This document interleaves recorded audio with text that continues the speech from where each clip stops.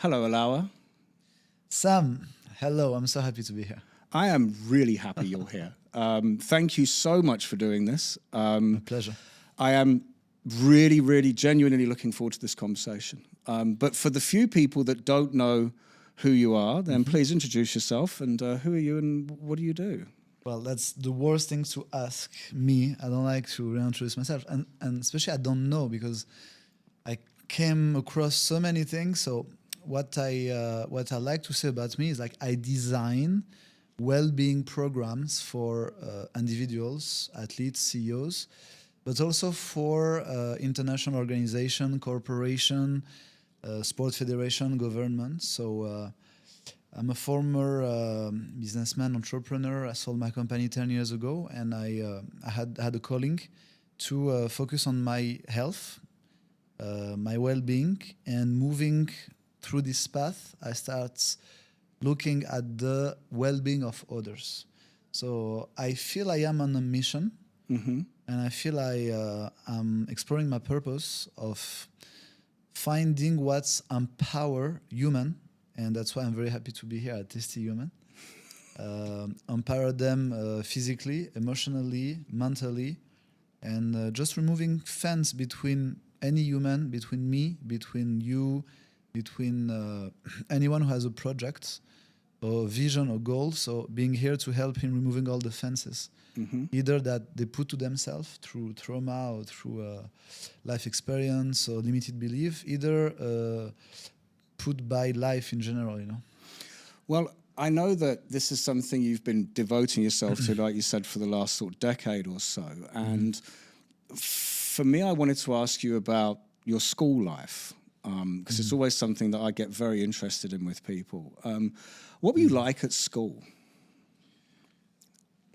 I think we can split it maybe in 2 or 3 phases because, you know, I didn't have the same experience when I was like 5-ish and when I was in high school. So I am born in Algeria and my family moved to France. I was like 3-4 years old. So I had the first parts of my life, very first parts in a foreign country.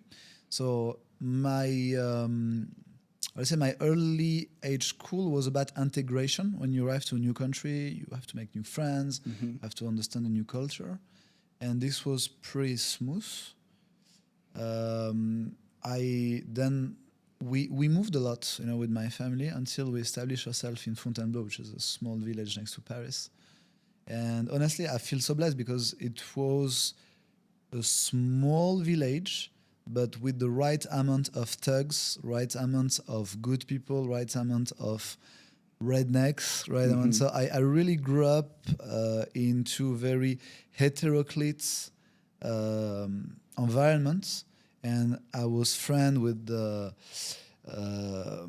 Princess of Monaco, you know, Charlotte Casiraghi, who happened to be in my high school in Fontainebleau, but also with some people who are probably not in jail now. And so I think this is, I remember my childhood at a certain perfection in terms of equilibrium, in terms of nostalgia. I have been bullied, I guess, like everyone. Then I bullied, like everyone. So I had this phase. That's why when you bring me back to my childhood, I see different phases, but holistically, they goes into a path, an evolution, who took me to Paris when I finished with my A level, and then I start my superior. What did you study? I did business school, so I started with marketing, luxury marketing for luxury products. Then I moved to project management. So I have one BBA from UCI. So I studied in California, in Irvine. I got my first MBA in Paris and the second in China. And I study project management, which I believe is one of the best things. And this is for everyone who has kids or anyone who's watching who don't know exactly what to take. Especially back in my days, MBA was something very precious and very unique, but now everyone has like MBAs. But you never know if you go to finance or this or that or marketing. And I would say project management, it's one of the best really because you learn how to allocate human resources, financial resources, anything that can help you succeed into any project.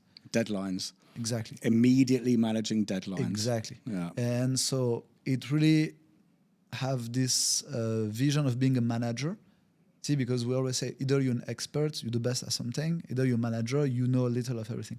Project management and all the MBA related to this really open you the door. So what I'm doing today with yoga and my relative success compared maybe to, the speed I made it to the industry and like all the opportunities that I get, it's really because of my background.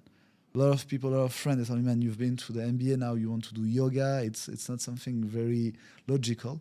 But other than that, whatever I've learned through my MBAs or through my entrepreneurship journey, I'm applying it now. Yeah. The skeleton's there. Exactly. Yeah. So the skeleton's there, but the clothes change. Exactly. Yeah. You know? So that's why. So yeah, this is what I study. I study how to lead project. What did you want to be? What was your dream as a child? You know. It's a sad answer because Okay. no, I don't really call any dream because I know some kids want to be astronaut, policeman. If I want to be honest with you, I didn't really have any, I wanted to be happy. I guess this is something, I was always seeing myself surrounded with families, friends. Even when I was a kid, I think myself with kids, this was like maybe unusual. But yeah, I always have these things about balance and, but nothing in particular, like I want to be an architect. I want to be, that's why I still don't know what I want to be. This is pretty funny because. And how old are you now? 40, I just turned 40 and I feel I have 20 still. I don't realize that I have few years left. Do you know, I think, no, you don't have a few years to achieve whatever, I think I've just turned 49 and I think the only thing you realize going into your 40s is you're about halfway, but you're not getting any younger. You know what I mean? So, if you do yoga, you can slow down. Honestly, I can get another 10 years maybe. So when was it you started the company that you sold? 18 years ago. Okay. Most likely.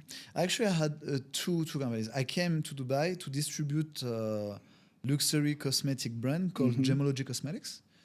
It's a French brand, a little bit like La Prairie, La Mer. So it's precious stone product base with trace elements, extremely efficient, quite expensive and quite exclusive.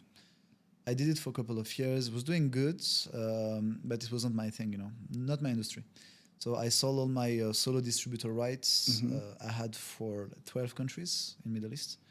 And I made money, through selling this. So I did something that really resonated, which was the fashion industry.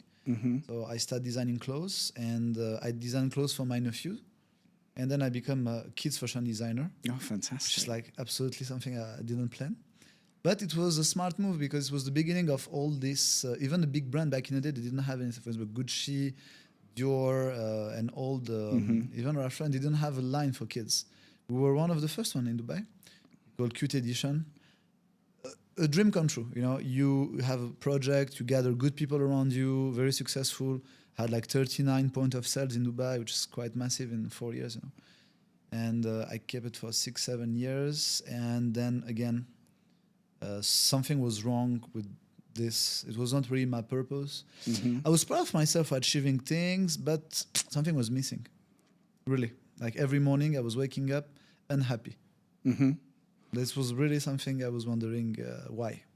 Because, I had no reason not to be happy. Which is unusual, where I've had previous guests that have had really good, successful careers and say that they woke up unhappy and they continually felt unhappy. And they realized it is because they weren't actually fulfilling their real purpose. Exactly. This is the thing. The journey is to find your purpose. It's not just about fulfilling your purpose, it's to find your purpose. I mean, it took me 35 years to find a purpose.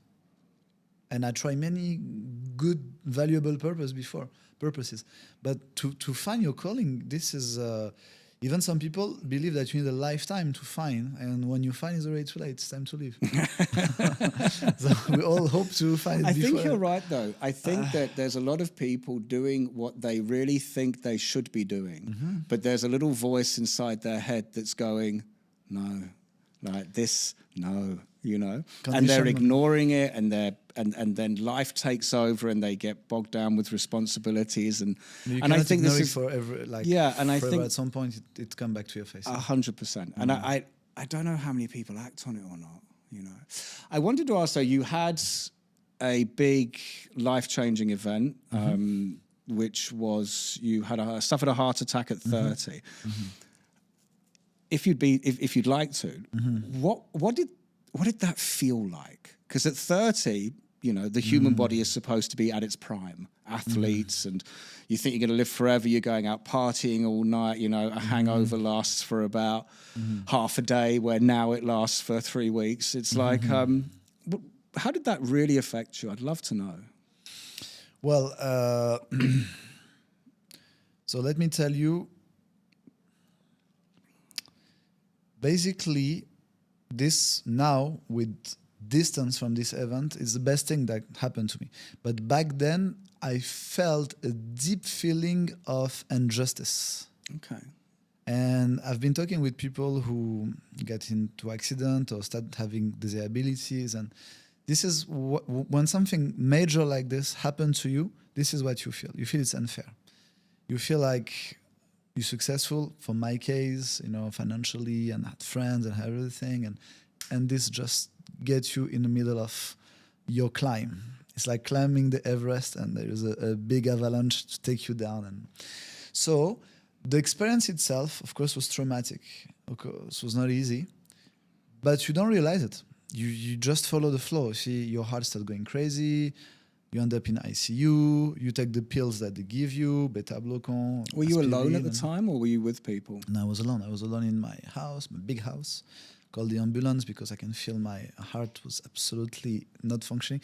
See, one of the first things, look, the best memory or the strongest memory that we have is really smell or sound. You know, it's not pictures, you know. So the memory that I have from this event is that I could start hearing my heart beating inside my chest, which is not normal. See, your heart is beating, you don't like pay attention. Yeah. But imagine you wake up in the morning and you start hearing. Oh, wow. This was I knew something was wrong. So you wake up, you start doing your thing, then you feel very weak, you feel like you're almost falling, and the heart starts going do. Every movement you make is like a marathon. Your heart is hitting 120, 140, and you don't want to accept it. I even had a cigarette, can you imagine? Because I was a smoker. I didn't want to accept it. I light up a cigarette, I was like, no, it's okay, it's just because... I'll have a cigarette, calm down. I couldn't even like bring it to my lips. I was like, no. Then you start wondering why you're smoking. You know? So you start reconsidering everything. And this was very intense. So at this stage, you don't know what's going to happen to you, but you don't want this to happen to you. And when it starts happening, then you enter into resilience. You're like, okay, I mean, let's just let people do what they have to do and pray to survive. And the biggest trauma I had is every night. So I was in ICU with all the machine beeping, beam, beam, beam, bam, bam, bam, beam. This don't really let you sleep. They were worried because they were waiting for my heart to stop at some point. You know, like we don't know exactly why the arrhythmia is so weird, you know. So they told me either your heart go back to normal with the treatment and within a day or two, either it will explode, either it will stop. Great. So I was scared to sleep. I was exhausted. I can remember, you know, I was like, and I was like, maybe I'm gonna sleep and maybe I'm not gonna wake up. It's horrible. And you're like, oh. So for about 48 hours, you're laying there and you're thinking, any moment. So any moment now we could go one way or the other. It's either going to settle down and I'm going to be okay, or you scared of that, but you don't want to believe it. Yeah, what was going through your mind? Because these are those wonderful moments in life where a minute can feel like an hour. Do you know what I mean? Yeah. No, it was. I felt definitely. I feel I was in a cave of redemption. The first day, my company was going through my mind. I was like trying to call the office to check everything, and then I couldn't even speak. So I was like, okay, not the right thing. I was more concerned about the post event. What if I survive? What if my heart go back to normal? Will I become disabled? Will I have to watch my heart? Will I have to take a treatment? So I was more obsessed by the post-traumatic long-term damage than the actual event. Because like an accident, it happened. Bon, you digest it, what's next? And because I was really attached to my previous life, going out, seeing my friends, working hard, I could not bear to feel diminished, so reduced to a weaker condition. So, and this was what really, really traumatized me. What was the diagnosis? What did they say caused it? Yeah, it's an arrhythmia. It's a form of arrhythmia that can happen. So the cause of it is still unknown. Oh wow. It can happen basically from different reasons. I believe it was a mix of everything. So I was not sleeping much for many years, literally 2-3 hours a night, because I was working extremely hard. And because I was working extremely hard, I was partying extremely hard as well. So basically I was waking up at like 5-6 a.m., having not very good lifestyle, smoking, going out, eating junk food, like a timing bomb, the classic timing bomb. Plus, when I created my company, I created to create collections. But after 2 years, I was solving problems. So every time I was going, I had a pile of things to deal with the employees, with the supply chain, with the after sales, with this distributor who wants to resign the contract, with this one who say, okay, but this was really heavy on my shoulders, really, really heavy. And that's why I could not really be happy, because the only thing that could make me happy to create, to develop, it was not there anymore. Then I was solving problem until midnight. Then I was feeling like my life is miserable. I need to go do something, see my friends. And then you go out. And then you party until 2 a.m., 3 a.m. Then you go home. Then you sleep 3 hours. Then again. And in between, going in a gym sometime, eating a lot of protein with creatine, with, like shortcuts. You want shortcuts because you have like... Because everyone wants shortcuts. Everyone wants shortcuts. You want shortcuts because everyone wants them. Yeah. This is what the shortcut took me. Because I was like, I'm gonna do it properly. And it's calling. It's like, and when so you cannot believe that you're getting better. This is also something really traumatic. And then you don't know what to do. I remember when I left the hospital, I didn't really want to go to the office. I took a few days off, and I was living on a palm back in the days. I had even my private beach and stuff. So I was just walking in the beach, and I had no idea. I started doing, like standing paddle, pretty much all day. I never said that to anyone before. I was into this place where I didn't know what to do. You know what I mean? Yeah. So and just you didn't know how to start again. Yeah, so your entire previous life has come to an end with you ending up in a hospital bed with machines beeping and 48 hours not knowing whether we're going one way or the other, and suddenly that is over, and you're now again. Just at home thinking. Yeah. Like in Mario Bros, like video games. So you fall and then you disappear and you come back and you're like, what am I gonna do? Like, which way am I going? My bag is empty. I need to. How did you feel starting with exercise? How did you feel about the fact that you've had a heart attack, and that how fast do I go? How much do I take it? Like that's a brilliant question, because this is what led me to yoga basically. I met my wife almost at the same time, and she was doing yoga for a long time, and she told me you should try yoga. I told him, I cannot do anything because going up the stairs already can trigger the arrhythmia again, because it's not like one thing happened and then it stopped. Like you always have some recalls. My heart sometimes was like, for months, it was like coming back, and I was like, oh, again, I have to go, and then it's coming down. So. Like the occasional missed, because everyone has it. So I think people don't understand how irregular their heartbeat actually is over a 24-hour period. But like you said, we can't hear it. Yeah, exactly. But when you start hearing it and you're like obsessed with this. I even had this watch, the Apple Watch, I could not look at my heartbeat. It was crazy, man. I swear God. I was sitting, maybe my heartbeat was like, I don't know, about 70, let's say. I was looking at the watch, 75, 80, 85, 90, 95. I stopped looking. And then it was dropping again. Then I started looking 70. And the anxiety is driving the heart rate up. I had this machine to monitor the heart by night. And I haven't taken any of the pills they gave me. Oh, really? They even offered to do a bypass and to go from the femoral arteries to go burn some of the kind of neuron who are responsible of the heart. What made you do that? made me do what? Well, as in not not follow the protocol. Well, as in not have, you know, like the bypass or take the pills. The reason I ask is that when certain people maybe have heart attacks or stuff like this, and they are much later in life, 70, 75, I think there's a consensus where some people go, no, look, I don't need any more grief. You know, let me just have 5 years. But you are 30, 31 at the time. Yeah, it's abnormal. That's why I was like... and what made you just go, no, I'm going to deal with this in a honestly, natural the fear. way? Yeah? Yeah, fear was like the main thing. I don't want to do anything to do with the heart, you know.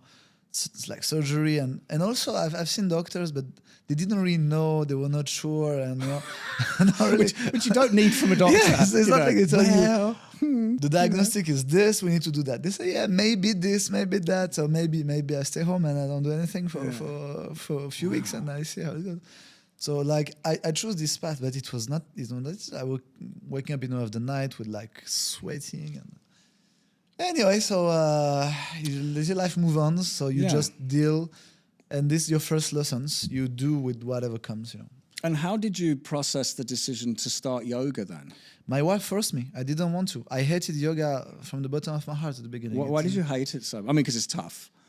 But for example, I had cliche that yoga is for girls. Okay. And yeah, I get that, yeah. So, you know, I told you I've been training with Russian Special Forces, the Spetsnaz, for 15 years. So I was more into the fighting club than the meditation slide. That was pre-heart attack? Yeah. Okay, yeah. Okay, because it was not you're an vibe. aggressive trainer. Yeah. You're an aggressive I don't know, challenge, but stress. I was in this thing. So yoga was like very far from... You know, when you want to seduce your wife, you're like, okay, I'm coming with you, baby. I remember the first thing, she told me, okay, let's do yoga. No, let's do yoga. No, okay. I booked, we do yoga tomorrow together. I don't have leggings. Can you imagine how I don't want to wear any leggings? What are you talking about, man? Come in jogging in short, whatever.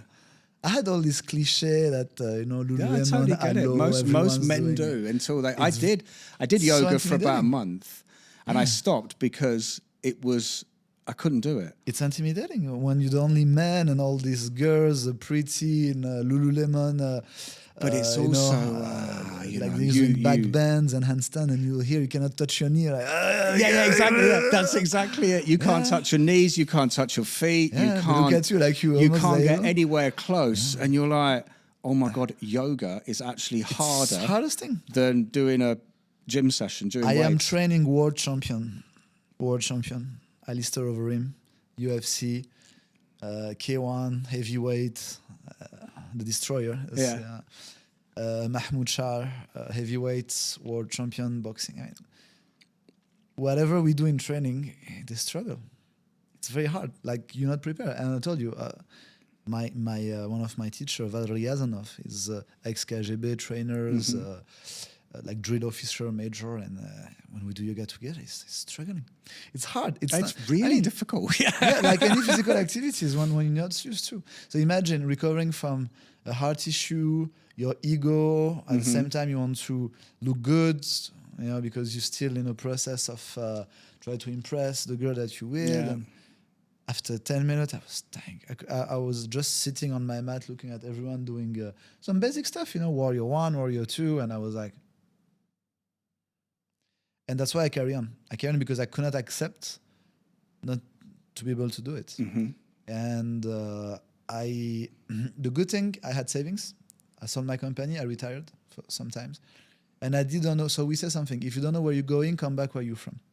So I gave myself time to understand, you know. And I used this savings for a higher purpose. Instead of investing on real estate, whatever, I invest on myself. I was like, okay, I'm capable of doing this again if I want to. Let's see who am I, where I'm going, and from 1 class a week, it was 1 class a day, then 2 classes a day, and I didn't like it. I knew it was something that I need, but I didn't really like it. It took me 3 years to accept yoga, 3 years, really. And even today, see now I'm a yoga master instructor, so I teach teachers. I create 3 styles of yoga: the warrior flow, the feather peak method, active social mobility. So all this, I train with the best Ashtangis, with the best Iyengar teacher, with the best Shivananda teacher. I've been traveling the world, and still yoga, I treat it with a certain distance. I use it as a powerful tool. And I feel I'm a pure yogi, but I would say yogi 2.0. Not like some of the people who discover yoga and this become the answer to all their problems, you know? And they maybe go too much into it and maybe they forget that the role is not to be the best yogi or to practice, but to actually help others and spread the message of the Yoga Sutras, you know, of the Patanjali. And so it's I always, and the second sutra of Patanjali in the Yoga Sutra is also referred in the Bhagavad Gita. It's non-attachment. If you want to be free and happy in life, don't attach yourself to material or non-material. Material is easy. I don't want to own this or that. It's not about owning, it's about being attached. If you have a gold Rolex, how attached are you? Do you own it or it owns you? This is the question you always have to ask. Define you. Exactly. That's the thing. So this is easy, it's visible. But what about the non-materialistic, the emotions? Are you attached to yourself? Are you attached to the love you have for yourself, the love you have for your kids, for your wife? Are you attached to your anger? Are you this is the, There's a lot of this is people the attached to real, their anger. yes. This is the real thing. So I really feel that if you look at it with distance, it gets very powerful because you change. My life changed, I change. I resonate much more with a lot of people and with myself. I'm on a process of finding myself, you know. I wanted to ask, how did the yoga help you process the trauma? Because when we first met and we spoke on Zoom, you told me about trauma and how trauma stays in the body. You can get it away from the mind, but it stays in the body, and a lot of us don't realize this, you know. Could you sort of expand on that? This is an amazing question, and because this is the base of my work. So what I figured out after 10 years is like how to deal with trauma, basically. We all deal with trauma. We learn as human only in pain, and the memory of this pain, this is the trauma that we carry. So we can choose to carry or not. So let's take things at the bottom. Every human is based of 3 components: soul, mind, and body, basically. And we all pretty much agree through religion, through science. This is something that we all kind of, you know, agree on. It's the only thing that we agree on. When your mind, your body, and your soul are together, you aligned. And this is the meaning of yoga. Yog in Sanskrit means unity. Your soul is trapped into your body. So they always align, basically. Your body age with time. Every second, your body keep moving. But your mind can travel times. You can recall memories, or you can call to imaginations. So if your mind gets stuck in the past, you're going to start regret things that happened to you. And this is where trauma appears. It comes with sadness, right? In the other hand, if you anticipate too much on the future, you get anxious. So anxiety also can create, you know, trauma by anticipation, which is even worse because it's absolutely an illusion. Because you're worried about something that hasn't happened yet. Absolutely not. And they might never happen. So when it's the past, at and least normally doesn't happen. Yeah. According to Murphy, the more you think about it, the more Murphy laws, it's going to happen. But yeah, it's even more stupid somehow. Stupid, not like idiot, but stupid like it has no scientific foundation. When past, at least you experience something. Facts. Past has facts, you know, yeah. The Anxiety future has no, anxiety doesn't. No base, basically. Yeah. So when life is challenging you, or when you challenge yourself, or when you go through some, you know, hard parts and you have to deal with it, anger, sadness, frustration, jealousy is very strong, feeling, like envy, regrets. Your mind will digest it very quickly because your minds keep on traveling. But your body has to deal with that. If you're angry for like 10 minutes, this is 10 minutes of inflammation into your body. Yeah, your body gets tense. Body gets tense, spasm, lactic acids, lack of oxygen, drop of saturation, increase and disbalance of cortisol, of adrenaline, drop of melatonin. It's a lot of things happening inside the body in like a second. Can you imagine for a long time? Even when you're about to fight or you have an argument, when you change color, you red and white and red. Yeah. there's something happening at all level. Endocrine system, so your hormones, lymphatic system, your immune system. So you're dropping your immune system when you get hungry. Yeah? Cardiovascular system, so the blood pressure. Pranic system, nervous system, everything. So this is real. It's not just it's real. So the body, which is a neutral entity, has to deal with that. So if your body doesn't know how to deal with something, it's going to store it. Where? In the biggest muscle in the body. And in this case, we speak about fascia. So you have them usually between the rhomboids on the dorsals or on the psoas, the iliaco-psoasic complex, which is your abdomen. And for example, when you say, I'm in love with someone, I have butterfly in the belly, there's no butterfly, it's your psoas contracting. So this is your body reacting, I would say, with neutrality to any event. When your mind can look at things with different perspective, you know. So my job with my student, with my clients, it's to first identify the traumas, second, detect where they are located, third, remove them by stretching the fascia, by using your breath, and by using your intentions. So we actually working on the 5 dimensions of pain and trauma: physical, mental, emotional, energical, okay? And I would say spiritual. Spiritual not as a spirituality, spiritual more like the relationship that you have with others. So as you cannot love someone if you don't love yourself, if you carry too much trauma, it's going to be complicated to have more. So look at yourself as someone carrying a backpack. Every trauma is a stone that you have on your back. So what we do, we stop, we open the backpack, and we look. I have anger. Can I forgive to this person? Yes. I have frustration. Can I accept I'm not perfect? Yes. I have sadness. Will I hold on to the sadness or will I accept?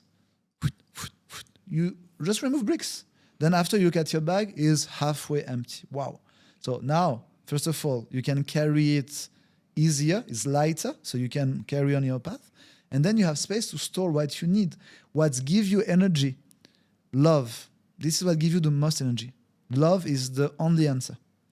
Compassion, happiness, joy, empathy. So to understand what someone else feels. So if you understand how to remove trauma from your body, you live a happy life. How much trauma do you think a human being should put themselves in the position to receive? I suppose, I don't know if I worded that well. I suppose I say that in a way where, as you said, we need trauma. So you need trauma, you need fear, you need to challenge yourself. And we live in a society, in a world at the moment where we seem to be very focused on how bad all that is. So anger, fear, trauma, you know, these words, you naturally, I said this negative. I said this to you outside. Yeah, it's like negative. It's like when you say the word nuclear.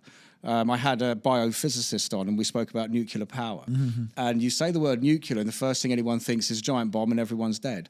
When they don't actually think about the molecule, the fact that it's actually a very, very good energy-saving device. Of course. But so trauma and fear and anger and I suppose rage. And I think these are human emotions that we feel. And how much do you think, like you say, we need it? That's a very, very brilliant question, Sam. Okay, I don't know if you notice, when I say you remove things from your bag, I didn't say your bag is empty. I say your bag is half empty. Yeah, 100%. Because you cannot get rid of all the trauma and you don't need to, right? So now you say good, bad, negative, positive. This is an appreciation. It's a perspective. Maybe you will need anger to do something. Maybe anger in this case will help you. So it's about perspective. So how much do we need? I don't know. But we definitely need traumas because this is where we learn. We need to be scared to do things with fear. So we learn. We need to be sad. We need deception. No, we always say when you're a teenager and you have your first heart broken, do you really want to avoid that? You have to have your heart broken. So you build it again. So you understand. So your heart become a bit stronger. So you don't have it, you know. Like Albert Einstein was saying, like, an idiot is someone who does the same thing and expect a different outcome. Yeah. This is what's happening. So when your heart gets broken once, then you learn, and you're probably gonna do different things. Maybe not being so attached, or maybe not being. You have to take the risk. You have to be able to say, choice. Sam, you have no choice. I never want my heart broken. Well, you're never going to fall in love. So you're never going to approach a partner if you're too worried about getting hurt. Because it makes you vulnerable and then weak. So we all are vulnerable at some point. But vulnerability should be temporary. You should build up on it. Like we had this conversation, I told me I go to the gym, you have like micro scar tissues, and instead you gain. So the same thing with organs, with your mind, with your brain, with your neurons, so it's experience. Okay, take someone who has 60 years old with a normal life, I would say, with the right amount of trauma, right amount of success, and someone who has 15 years old, or 14. And who you're gonna trust more in terms of advice? 60-year-old. Experience. Because Can't beat it. The guy has scars on his face, inside his heart, inside his mind. So he's definitely going to tell you. Look. And this is called wisdom. There is two states. The state of serenity can only be achieved if you do yoga. That means if you are at the present moment. Mm-hmm. Yoga, not the physical practice, but the philosophy. Yoke, unity, soul, mind, and body doing something together. And the acquisition of wisdom, it's through time.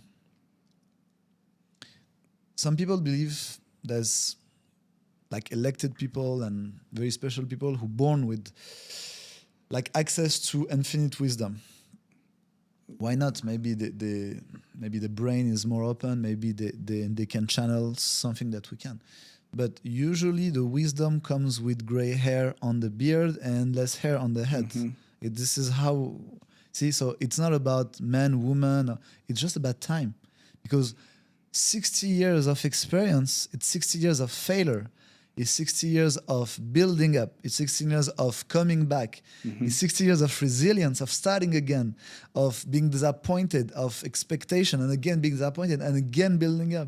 15 years is 15 years of But I think, exploring. I think people don't actually, when it comes to taking risk, it took me a long time to learn this. I don't think people understand how good it feels when you overcome that fear. Like it's where you're faced with a situation, fight or flight. You're faced with a situation at work or something like where you want to run. Something's gone wrong. We've all been there, power cuts, whatever. But you're in a situation where you're like, we're screwed. And instead of running, you fix it. You come together as a working team and you fix the problem, and you never thought you could do it. And it's like the ideas, then the inspirations that happen, the things that I've seen people do, the things I've been involved in my career, where we've literally had to put on an event, for instance, because I come from a hospitality background, you've had to put on an event. What people don't realize is there's an electricity generator outside in the street that got delivered 10 minutes ago and switched on because we've got no power. No one knows, apart from a short amount of people, the whole event's really, really well. You just stand there on the other side of it going, I can't believe we did that. That's the job. And it gives you that feeling of, I'm not afraid of power cuts anymore. Do you know what I mean? I'm not afraid of these things. I can fix it. Yeah. And I don't know how many people get this. And I wanted to talk to you and get you to tell me about your experiences when you train with the Russian, I get the pronunciation right, Spetsnaz. Spetsnaz, yeah. Which is the Russian version of the SAS. Yeah. It's there or thereabouts. It's the real badass. Or the SEALs, yeah. It's Navy SEALs equivalent. So yeah, it's commando. It's like elite troop, and so they're doing something called Sistema, which is a Russian martial art, very ancient. I had the opportunity to train with one of the best of the world, with the founder Mikhail Ryabko, who passed now.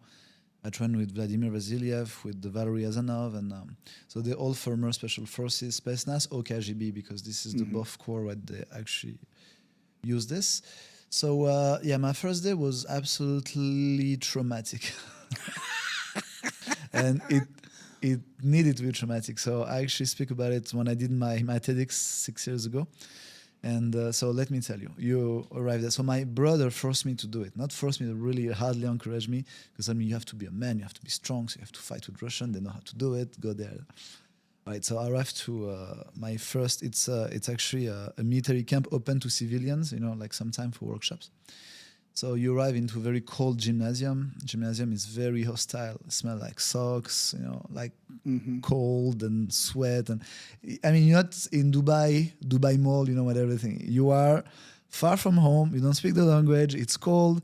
Everything is an aggression. And it's really cold. It's really it's cold. not just cold, it's Russia cold. It's Russia cold, and even people are a bit cold as well, because you need some time to get to know them. So you're right. There were like few of them in the corridor, and then they call you one by one. You enter into this gymnasium. There is the head of the program, so he's welcoming you. Hi, how are you? With Russian accent. Sorry. Promise my wife I will not do Russian accent anymore because my wife is Russian. My kids are Russian, half Russian. So yeah, they're like, hi, how are you? And then so you see at the back there is like three men dressed up as military, like jogging with. You don't know what to expect. You look everywhere. They say, okay, we're gonna train today. First day today, you're gonna stand here. We're gonna surround you and we're gonna hit you. Just like that, you're like, I didn't get it. What did you say? I'm sorry, okay. what? Yeah, I'm sorry. Is it the right place? I'm here to learn. I thought we were going to do push-ups. I'm here to do push-ups and dips. So yeah, it's okay. Like, what? See, there is two fundamental, visceral, and reptilian fears for humans. The fear of falling. Mm-hmm. That's why Jiu-Jitsu is a great martial art, because you learn how to fight from the floor, and judo and sambo and everything, and the fear of physical impact. No one likes to be hidden, but the philosophy there, everyone wants to go to paradise, but no one wants to die. Mm-hmm. So they need to break you before they build you up. I really like that analogy, by the way. So this is how they start. So I you really like that. Sorry, that's resonating. Yeah, I mean, you are, you can imagine, like, I love that. Like, everyone wants to I'm go to doing heaven. here. No one wants to die. No, really, like, yeah, that's awesome. I'm doing here. Did I actually pay for that? Can I go home? And at the same time, you don't want to leave, and there's a lot of things going on in your mind, and very fast, and doesn't let you much time to, like, think about it. So it's okay. Davai. Pashli, he called the guys come stand up and this round. And this is, I don't know. I mean, I've been to fight, but this is different configuration. You have one guy in front of you, one on the right, one behind, one on the left. They're not normal guy. They're dressed up as military. They have scars all over the face, missing tooth, and they like. Yeah, it's really scary. We'll go with that. Like, super intimidating. You just want to die. You're like, you're not going to win. You're not going to win, and you're not allowed to hit because it's clear. They're going to beat the shit out of you, but you're not allowed to reply. The only thing you're allowed to do is to breathe and digest it. Sorry, dishe, which means breathe in Russia. Dishe medlene, kak. And you're like, at this stage, the information doesn't go through your mind because you still feel the guys around you like, I'm going to run, whatever. And you're trapped. You're really trapped. Anyway, so you have also your ego, dignity. You don't want to lose it. Like, let's try at least, And you wait, and the guy says, okay, are you ready? We'll start. Then he takes a bag from his pocket. He opens the bag, and he put on your head. And then he look at you and say, blindfolded. And then he puts you back. Alors, looking at them, it's already scary, but knowing that they are not knowing which direction it's coming from first. I'm trying really not to swear, but everything starts. Everything shrink. Your muscles shrink. Your balls shrink, literally. Your body is in self-defense mode when you cannot stop the nervous system and you start crying. You have not crying like you're scared. Nervous system, it's like going crazy. Yeah. Tears. I don't know how you call like the snot, the mucus coming out. Your body's just falling apart, basically. You never see that everything is red light. You start dodging things. You just hear the movement of the tissues or movement of the fabric, and you start. And you fucking fight with yourself for nothing. You're waiting for something to happen. You like just anticipating on, okay, the first hit. I mean, you kind of want to be hit now because they promise you they're going to beat the shit out of you. So you're waiting for this to happen. And still you're here and you don't know by the time you want, but you don't want, but you're scared. But no one touch you. Jesus. Nothing happened. How long were you standing there anticipating being 2 minutes. hit? Which must have been the longest 2 minutes of your life. It feels like 2 days. Yeah. And when he removes the bag, you are... your eyes are red. What's happening? Like you just get raped or abused. It's horrible.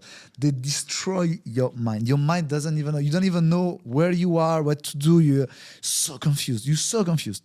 You are so confused. You don't know if they were about to hit you, but because you act like they don't hit you, don't know if you don't even think it's a part of the game. You know. So it's a mind game. So now that moving forwards, you don't know. You've got no belief in what anything is happening next. If they say we're going to give you a log, sit in the water, you're like, am I really going to? Is it actually going to happen? Like, honestly, they're totally messing with your head. Yeah. You just like you just want to leave. Basically, you don't know what's happened. Why are they just messing with you? What's the purpose behind it? But first of all, I guess, but they want to maybe test you as well, but they don't really care. You're here to learn, so you're not here to test. But they want you to meet who you are. Mm-hmm. Everyone wants to go to paradise. No one wants to die. So, what are you made of? What is your real trauma? What's come up first? What come to your mind? And they don't even ask you questions. They let you reflect.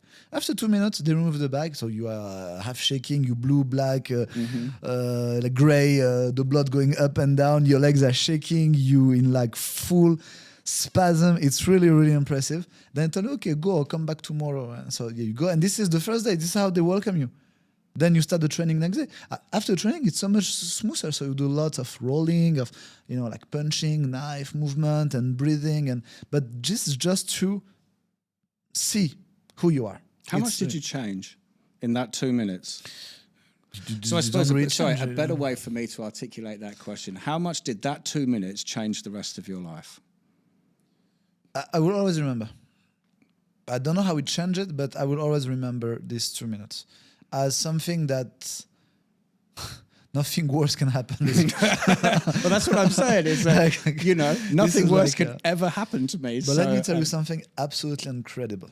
Mm-hmm. And this day I understand that, the BS that people sometimes say, your mind can visualize, you can manifest, you can, that sounds like absolutely irrational. It's true. Your mind can imagine things that materialize in reality, especially inside your body. If I convince you have a cancer, even if you have nothing, you will develop it because your mind believes so. Yeah. Why? As soon as I left, for the next few hours, I was drinking a small cup of tea, trying to keep warm and trying to understand. Every beat that I imagine, every kick, every punch, my body felt it. To the point I almost feel the bruises. Can you imagine? Mm-hmm. It didn't appear, but it was... No, I can't imagine. I'm sitting here nodding. I'm like, no, I can't imagine it. I had the pain. I was like, I imagined the guy was giving me a headbutt and pushed me. I was like...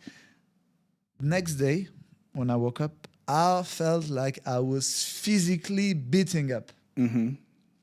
Physically beating up. Like I went through a real beat up when nothing happened. This day, I was like, wow, the mind is incredible. Now I started to be obsessed, and this is maybe what changed, like how to use this tool, how to bring this to convince yourself that your body is doing that, and your body will start developing. And then later, I met with Marisa Pierce and Vishan Lakhiani from Mind Valley. Marisa Pierce, she healed herself from a cancer, convincing her body that he can get rid of it. If I would not have experienced that, I would have maybe like you, like people who hear that, like.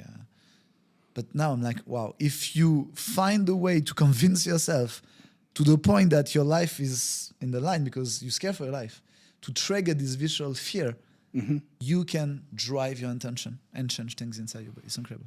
But that's just absolutely fascinating as a principle, because again, I'm a big fan of what I'm about to say, which is I don't think it's happening to people enough now, where it's not it's not one of these old school Gen X statements of everyone's gone soft. It's not. It's a peace time. It's a statement of, you have to go through some hardships. You have to. I remember one time that me and my friends went snowboarding for the first time in France in 1997, and we went off-piste. We didn't know what the hell we were doing, and we went straight off the side of a mountain. And luckily, one of us was a few feet. If my mates are watching you, you know who it is, you know what I mean? Led us down there because he thought he was a hero. I must have been like 20 years old. And then he stopped abruptly. We were about 50 meters behind him, and he was just shouted at us, stop. Do you know what I mean? And then he just shouts up, it's a cliff, like this. And then we took our snowboards off and turned around and realized we had to climb all the way up again. The minute we stood up, we're in, anyone that's been snowboarding is going to know what I'm talking about, being in powder snow. You stand up, you're like here. You can't, there's no purchase on anything. We had to take our boards up and drag ourselves back up this mountain. I've never been so scared in my life because the clouds are coming in, it's getting darker, it's silent. No one can see us basically because again, we've gone off on this mission. And when you get to the top, that feeling is undescribable, like of being safe again, but knowing that you dragged yourself out of it. It was this is a reward. This is your reward for this is paradise because you died. It's like when you isolate yourself and you climb mountain by yourself. Or, I know someone, he swim to the ocean, to the sea. He goes, but like goes for like 5-6 hours in the middle of nowhere, with no shore, at view, just swimming. It can be eaten by a shark, and that's the imagination, anxiety. Yeah. So at this moment, you don't think about anything. Nothing can happen to you. But I think people don't challenge their anxiety enough, you know. And I'm not saying that I do. I'm not saying I'm some sort of. I think you should. I think we all should. Some sort of like. It's important to challenge yourself, and I can feel you have the heart of an adventurer. You want to learn. Don't stop yourself from that. I think it's important. I know how to shoot with a gun. I know how to fight. I know how to build things. I think all military always has the most advanced technique. You know, the phone. Yeah, it's like military. The satellite is military. All this like anticoagulant, any advanced science, it's reserved to military because it's elite. You know, you have to be elite if you want to like dominate and fight and conquer. So I think Europe did a big mistake to stop the national. Service, I think, is important. My dad used to say that, bless his soul. Yeah, he used to say that it'd be to do everyone the world a good to come out of school and do a year's military service. I think all the country who keep having that, they have a strong citizen. You know, it's very important. I think it's Marc Aurèle, the Roman Empire, who say easy time makes lazy people, you know, lazy people makes war time, you know. Yeah. So like peaceful time because you have nothing to fear, you know, make weak people, make weak men's. Weak men's make hard times. Hard time makes war. Work makes strong men. You know, there is a like cycle. It's a cycle. Yeah. You know, there's a sentence that we do in yoga, that we say in yoga, and then makes a lot of sense. We say we're getting ready. We don't know why we're getting ready, but the date will come, we will be ready. So it's just about preparing yourself. So you don't need to be at war to be strong. You know, you can always prepare yourself. So going to the gym, watching your nutrition, being careful about who you talk to, not having toxic people around you, trusting who really worth it. It's all a life protection. Like tasty human, you know, if you want to be a human, you need to be a human in the overall. A lot of people don't realize, but Leonardo da Vinci, you know, Leonardo da Vinci or all the philosopher or the artists during the Renaissance, they were doing pugilat. They were fighter. We imagine them being, you know, they were fighter. Because back in the days, you need to survive, you know, like in the city. I mean, like even, I believe, if I'm not mistaken, even like Socrates and Aristotle, they were doing, you know, pancras, which is the Greco-Roman. Greco-Roman, you know, like wrestles. Yeah. So, and when Leonardo da Vinci drew the man, you know, the perfect man with, you know, the virtuous man with, he made it athletic and good looking and smart. See, so there is always this vision of being the best you can be. So if you don't work out, you don't use your potential. If you don't read, you don't use your potential. If you don't learn, you don't use your potential. So you don't use your life, basically. Yeah. So if your life be sitting in a couch watching Netflix and eating chips. Okay, I do it sometimes, like once in a blue moon, because I need it, because it's cool. But the rest of the time, I woke up at 4:35. I'm going to the gym. I'm praying. I meditate. I do all the things that I don't really want to do. And I have an advice for everyone who feel depressed. It's very important to understand. When you feel depressed or when you are depressed, do whatever you don't want to do. You don't want to go out, go out. You don't want to go to the gym, go to the gym. You don't want to eat, eat. Because every time you're going to listen to this voice, it's going to drag you down more, and it's going to be harder to help or to move on. So it's all about thinking that this is a duty as a man, as a human, as woman as well, as you know, any individual has duty to achieve. And why it's different now? Because we have a lot of comfort. We don't need to go get the water from the lake. We don't need to grow our own vegetable. We don't need to kill the animal that we're going to eat. I mean, can you kill an animal? It's not easy, huh? The first time I kill an animal, especially being a yogi and everything, it's not easy. But it's important to be able to do it because it's a respect. I think you have more respect if you kill a chicken and you eat it in a farm. The good side in Fontainebleau, there's a farm, you know. Then if you just go to the supermarket and you consume whatever comes, with understanding that behind this, there is a sacrifice and there is a chain of energy. There is people who wrap it up. There's people who cut it up. There are people who clean it up. There are people who kill it up. There are people who grow it up. And we don't see that because society doesn't want us to see that. They just want to open the mouth, eat, and move on.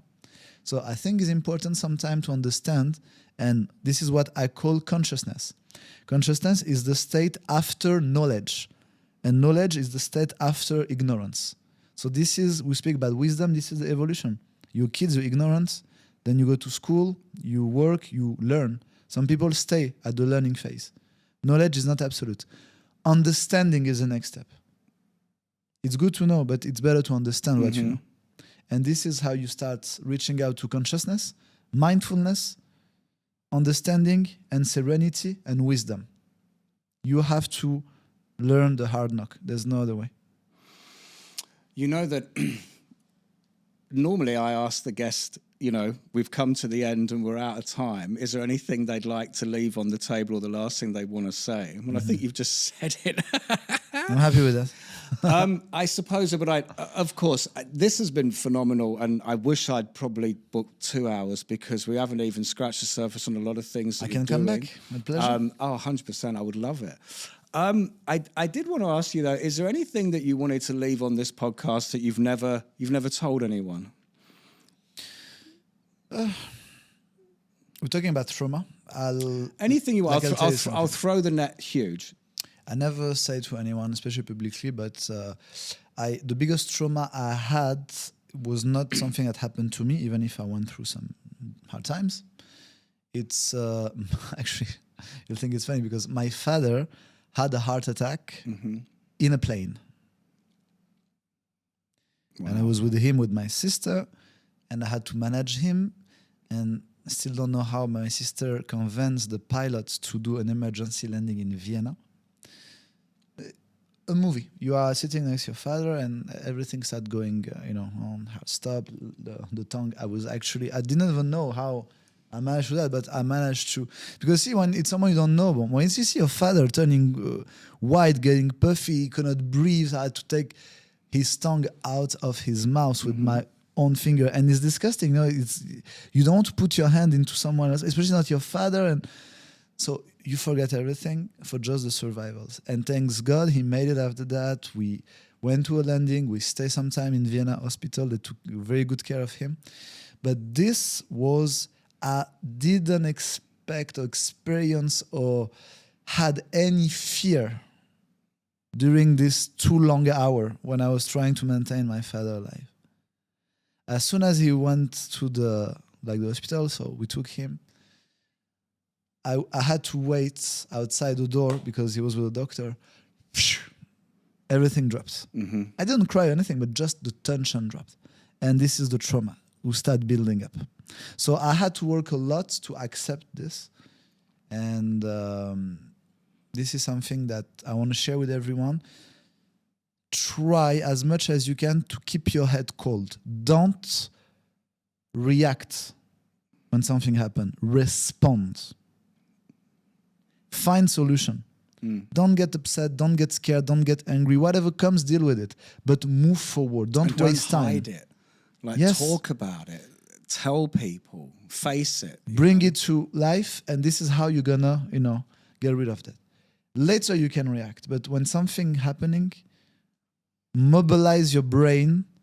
How? With your breath. Keep breathing. Cool down your emotion. Just breathe. Breathe. You feel. You see something magic happen when you breathe. You start balancing your hormones and you start limiting the shock. So always focus on response to the problem before it becomes a bigger problem, and avoid reacting. Reacting will make you waste time. If I would have react, panic, scream, get angry, maybe my father would have not make it. It's because I respond to his need of immediate breathing, that I figure out that he could not breathe, and then I was able to open his airway when I don't have any knowledge about it, but it was, like instinct. So really try to keep your emotions as under control as possible. It's not that hard. It needs to have an intention, and you need to use your breath. And I invite everyone to reach out to me. I'm happy to help. I'm happy to give some advice. But this is the fundamental of what we're doing. It's to try to keep clarity during all your life journey. You're the only one that know that. I never speak about it before. And I'm happy I'm able to speak about it because it's something very personal. And the outcome was happy, but the meantime was quite hard to take. I'm sure. Well, thank you so much. Pleasure, man. Thank you so much for sharing that. I really respect that. I do think that trauma is something that people do need to acknowledge, deal with, face, because it's part of life, and getting through things it's built, like you say, builds the resilience and helps you live a fuller life. Agree, 100%. Thank you so much for coming on, and Allaoua, I wish you all the best, and I'll definitely get you back in the future for another hour. Definitely. And talk about the rest of your amazing endeavors. I brought a book for you. I'm going to dedicate it. Actually, it's in the car. And I'm inviting you to one of my sessions next week or the week after. So I'm going to show you how to remove the trauma, so you can do it and it's just you and me. So it's not yoga, is it? No. It's yoga. I tried that once before. It's yoga. Not this way. It? Yeah, brilliant. Not this way. Oh, I'd love to do it. No, because it's tactical yoga. I have always thought 100%. I totally agree, and I will be there because I've always thought of getting back to it because it's an amazing experience. No, you will see. I will train you like Alistair Overeem and all these athletes. So you'll see. Don't put a bag over my head and threaten to hit me. Thank you very much. And, thank you, mates. I'll see you very soon then. See you soon. Cheers.